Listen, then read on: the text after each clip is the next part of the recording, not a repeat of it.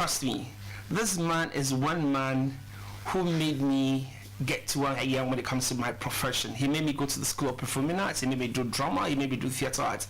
When you see him on stage, when you see him acting, now he's a reverend, but in those days, look, these are the people who put drama where it is now in Ghana. Trust me, I'm talking about no other person than Reverend. He's now Reverend Dr. Samuel Kirk Mills. Look, he was my role model. I got to School of Performance because of this man. Good morning, sir.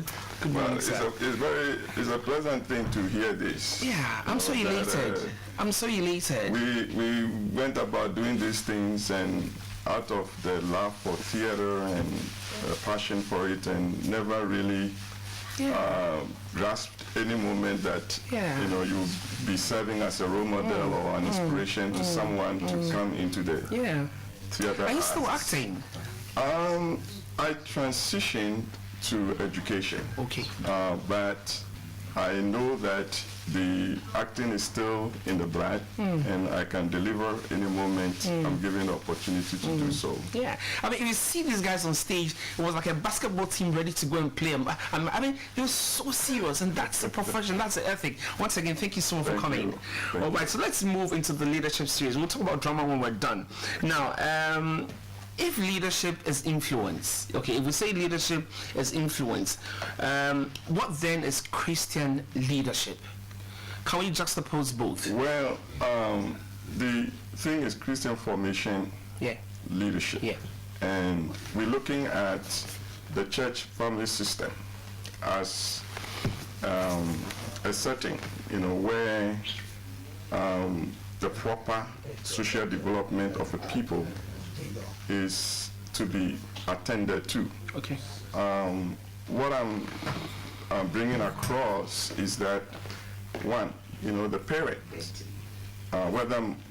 whatever faith, is the first recipient of the child who comes to join us in our society.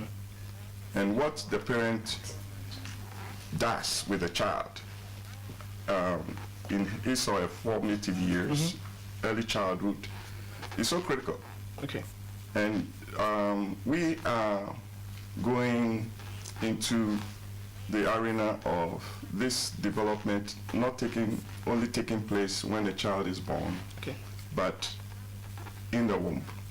Okay. So that educational theories have helped us to know that the child is a learner in the womb. The child picks up the language of his or her parents in the womb. So we capitalizing on this phenomenal discovery as the child being a learner in the womb, to bring out that if we're looking at forming the ethics capital of our country, and we are building a correlation that the ethics capital of our nation is what we have to see progress and prosperity.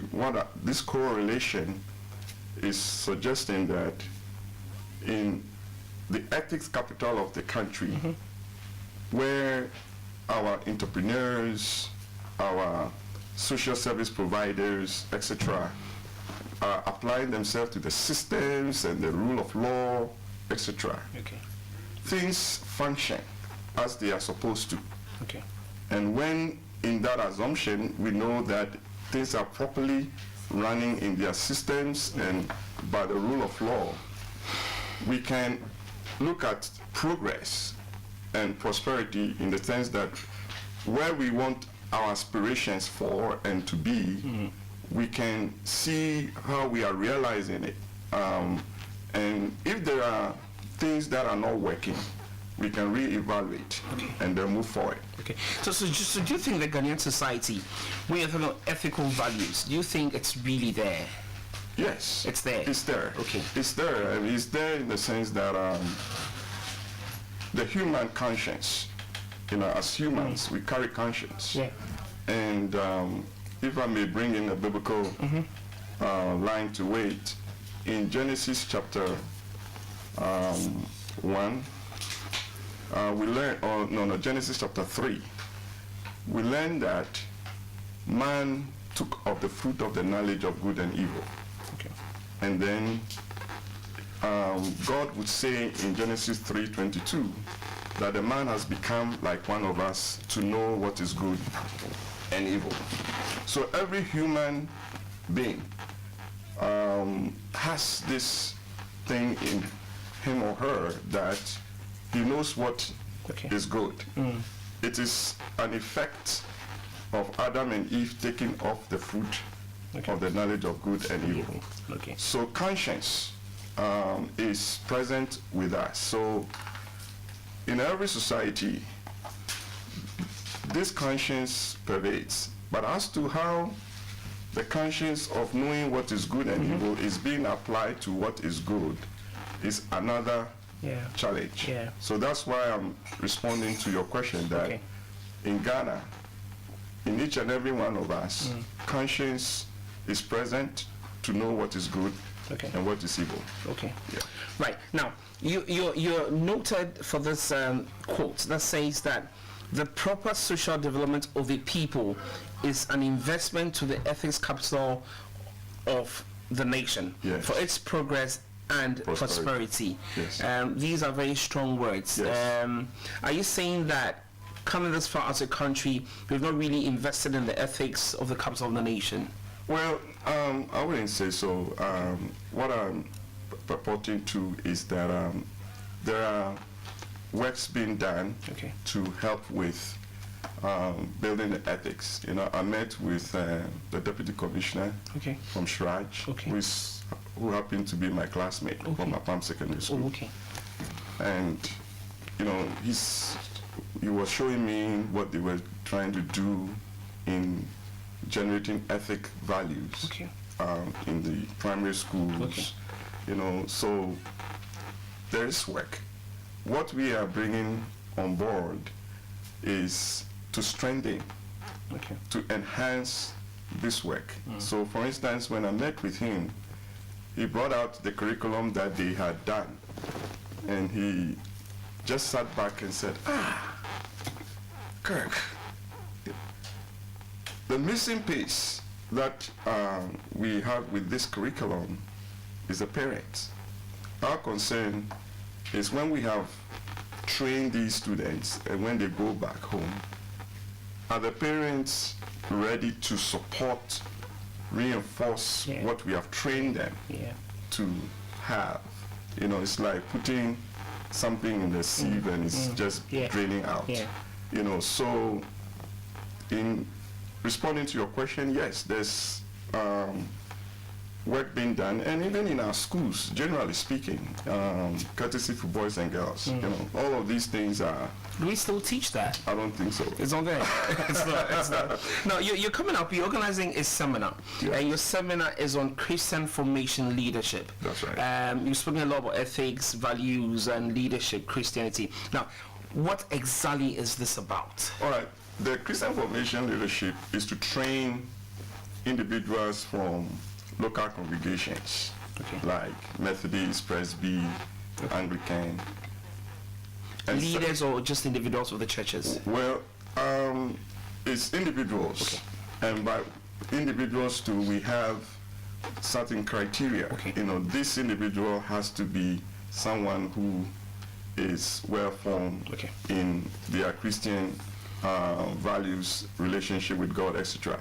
So we're training them to certify them as Christian formation coaches. And then they would in turn get into their local congregations and then train parents in the Christian formation of their own children starting from the womb. It's a curriculum that I have developed. And actually the curriculum even goes even before the conception. Pre-conception, at conception, and through the first 5 years of the child's formative years. So that we are looking at a surging of parents. We know that parents are doing what they can do within their what they know to do, but we're looking at surging, you know, the parents coming into the front lines, not on the sidelines, when it comes to the Christian formation of the child, what has been more of parents is like my mom did to me. You know, we go to church, and then when it comes to the spiritual formation, my Christian formation is the role of a Sunday school teacher. Yeah.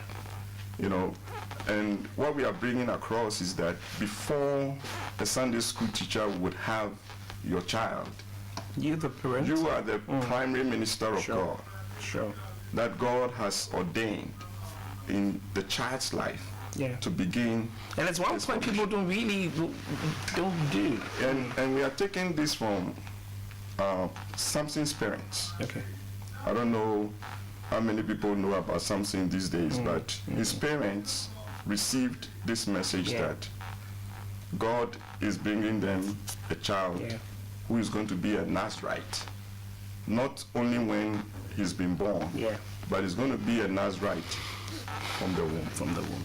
Okay. You know, so that this whole concept of formation from the womb is not just a recent educational psychology thing, but it's actually biblically inserted. You know, there's this biblical knowledge that a child's formation can begin from the womb, and which is very critical.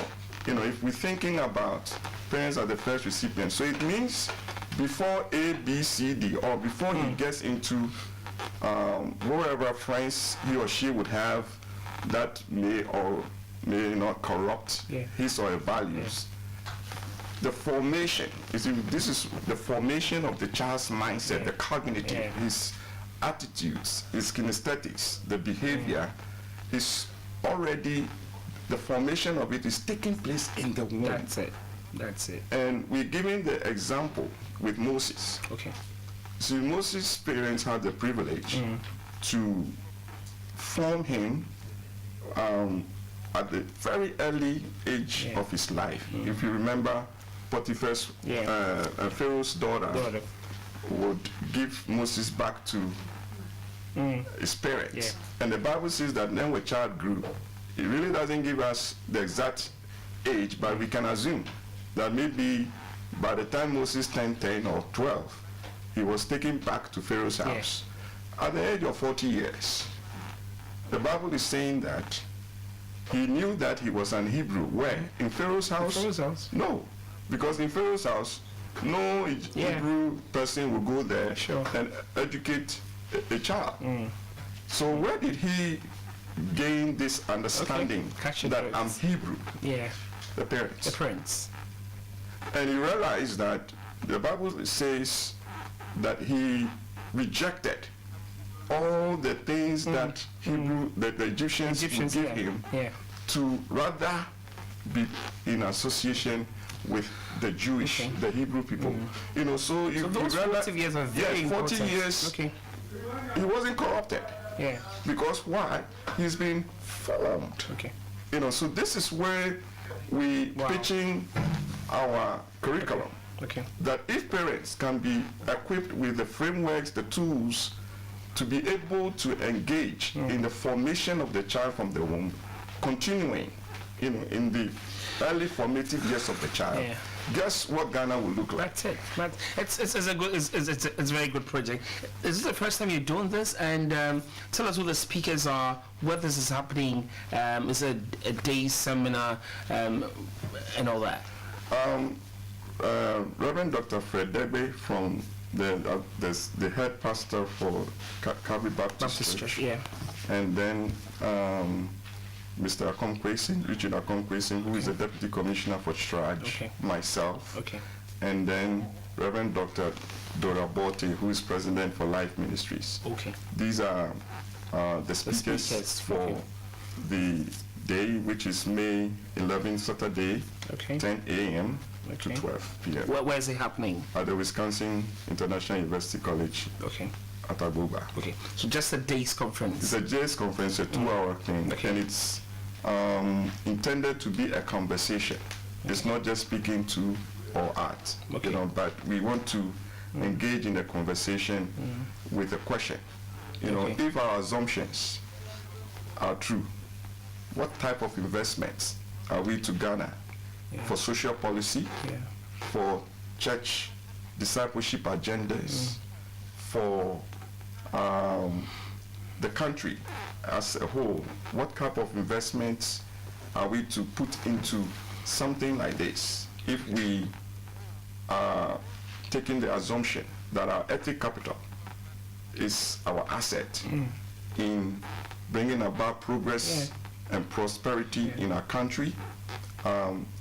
This is not political. That's so deep. It's not. It's really not political. It's about a nation that is seeking to grow, a nation that is seeking to have principles. And I can say we have very good ethics. It eats into every sphere of the nation, you That's know. right. I mean, patriotism, loving your nation, corruption. I mean, it deals with a lot of things. It does. And if that is true, then the role of parents are so critical in this formation, in this progress, in this movement of our nation.